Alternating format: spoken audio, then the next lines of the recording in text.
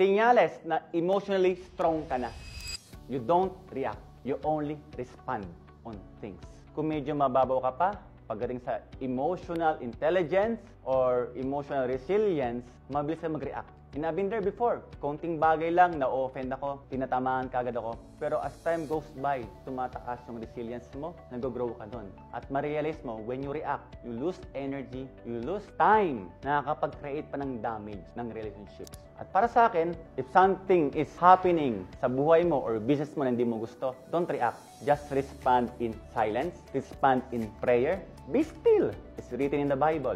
Just be still. Trust God. Pero wag naman masyadong passive na lahat bibigay mo sa Kanya. Kapag binigay na sa'yo ni God, yung go signal, yung gagawin mo, you act on it by faith. Na tuwing may dumadaan na sitwasyon sa buhay mo, don't react, just respond. You can respond in silence, you can respond in prayer, be still, or sometimes you can just laugh it out with calmness. And I know I'm still in a work in progress because habang tumatagal, tumataas yung level ng testing natin sa buhay natin. My prayer for you, you will also grow through all the challenges, temptation, or situation na iharap sa'yo ng buhay mo. Don't react. Just respond. Okay? God bless everyone.